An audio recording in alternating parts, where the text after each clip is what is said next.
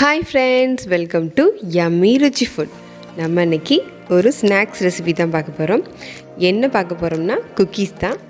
சின்ன பசங்கள்லேருந்து பெரியவங்க வரைக்கும் பிடிச்ச ரொம்ப ரொம்ப சுவையான மில்க் பிஸ்கட் வீட்டில் எப்படி பண்ணலாங்கிறத பார்க்கலாம் வாங்க. அதுக்கு முன்னாடி எங்கள் சேனலை நீங்கள் சப்ஸ்கிரைப் பண்ண மறந்துடாதீங்க. பெல் ஐக்கான் கிளிக் பண்ணுங்கள். அப்போ தான் நான் போடுற வீடியோ உங்களுக்கு காட்டும். இந்த பிஸ்கெட் பண்ணுறதுக்கு நமக்கு ஒரு பவுலில் 1 டேபிள் ஸ்பூன் அளவுக்கு பட்டர் எடுத்துக்க போகிறோம். பட்டர் கண்டிப்பாக ரூம் டெம்பரேச்சரில் இருக்கணும். ஃப்ரீசர்லேருந்து அப்படியே எடுத்து பண்ண முடியாது. பட்டர் இந்த அளவுக்கு ரொம்ப சாஃப்டாக இருக்கணும் தொட்டால். இதோட நம்ம 2 டேபிள் ஸ்பூன் அளவுக்கு சுகர் பவுடர் ஆட் பண்ண போகிறோம். சுகர் பவுடர் சுகரை நீங்கள் மிக்சியில் கிரைண்ட் பண்ணி எடுத்துக்கிட்டிங்கன்னா அந்த பவுடர் தான் sugar powder. So 2 table spoon sugar பவுடரை ஆட் பண்ணிவிட்டு நல்லா பீட் பண்ணணும். பட்டரும் சுகர் பவுடரும் நல்லா பீட் பண்ண உங்களுக்கு மெல்ட் ஆகி க்ரீமியாக வரும். இந்த ஸ்ட்ரக்சர் வந்ததுக்கப்புறம் நம்ம அடுத்து மாவெல்லாம் ஆட் பண்ணலாம். 1/4 கப் அளவுக்கு கார்ன்ஃப்ளவர், 2 டேபிள் ஸ்பூன் அளவுக்கு மைதா மாவு, 2 டேபிள் ஸ்பூன் அளவுக்கு மில்க் பவுடர் எடுத்துக்க போகிறோம். கார்ன்ஃப்ளவர் ஸ்பூனில் சொல்கிறதா இருந்தால் 3 டேபிள் ஸ்பூன் அளவுக்கு கார்ன்ஃப்ளவர் மாவு. இதோட pinch of baking powder, 1 teaspoon அளவுக்கு வெனிலா எசன்ஸ். இது எல்லாத்தையும் சேர்த்து நம்ம நல்லா மிக்ஸ் பண்ணி எடுத்துக்க போகிறோம். ஸோ இது நல்லா மிக்ஸ் பண்ணியாச்சு. இதோட நம்ம கொஞ்சம் கொஞ்சமாக மில்க் ஆட் பண்ணி நம்ம மாவு பிணைஞ்சு எடுத்துக்க போகிறோம். நல்லா காய்ச்சி ஆறின பால் எடுத்துக்கோங்க. இது மொத்தமாக பண்ணுறதுக்கே ஒரு 3 டேபிள் ஸ்பூன் அளவுக்கு தான் பால் தேவைப்படும்.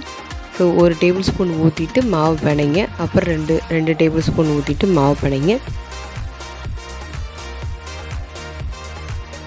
இந்த கன்சிஸ்டன்சிக்கு நமக்கு மாவு ரெடி ஆகணும்.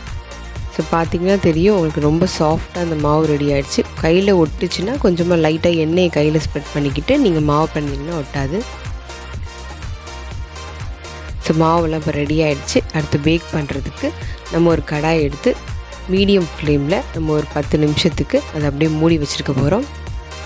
ப்ரீஹீட் பண்ணி வைக்க போகிறோம். இது ப்ரீஹீட் ஆகட்டும். நம்ம அதுக்கு முன்னாடி பிஸ்கெட்டை ரெடி பண்ணி வச்சுக்குவோம். ஸோ ஒரு நல்ல சாலிடான ஒரு தட்டில் கீழே எண்ணெயை ஸ்ப்ரெட் பண்ணிவிட்டு நம்ம மாவு ரெடி பண்ணி பிஸ்கெட் உருட்டி வைக்க போகிறோம். ஸோ அந்த பிஸ்கெட் உருட்டுறதுக்கு ஒரே அளவு நமக்கு தேவைப்படும். பிஸ்கெட் எப்போவும் ஒரே அளவாக இருக்கும். ஸோ அந்த ஒரே அளவு தேவைப்படுறதுக்கு நீங்கள் ஒரு ஸ்பூன் எடுத்துக்கோங்க. அந்த ஸ்பூனில் அந்த மாவை எடுத்துகிட்டு நீங்கள் உருட்டுனீங்க அப்படின்னா ஒரே குவான்டிட்டியாக எல்லா பிஸ்கெட்டும் நமக்கு கிடச்சிடும். ஸோ இந்த மாதிரி உருட்டி எல்லா மாவையும் நம்ம எடுத்து வச்சுக்குவோம். இப்போது நம்ம பிஸ்கெட்டுக்கு தேவையான உருண்டைகள்லாம் உருட்டி ஆயிடுச்சு. இதை நம்ம ப்ரீஹீட் பண்ண கடாயில் வைக்க போகிறோம். இதை வச்சுட்டு மூடி வச்சுட்டு கண்டிப்பாக ஃப்ளேம் லோ ஃப்ளேமில் தான் இருக்கணும். லோ ஃப்ளேமில் ஒரு 20 மினிட்ஸ்க்கு லோ ஃப்ளேம்லேயே வச்சுருக்குங்க. 20 மினிட்ஸ்க்கு அப்புறம் வேகலை அப்படின்னா ஒரு 5 நிமிஷம் வைங்க. 20 மினிட்ஸ்லேயே உங்களுக்கு பேக் ஆயிரும் பிஸ்கெட்.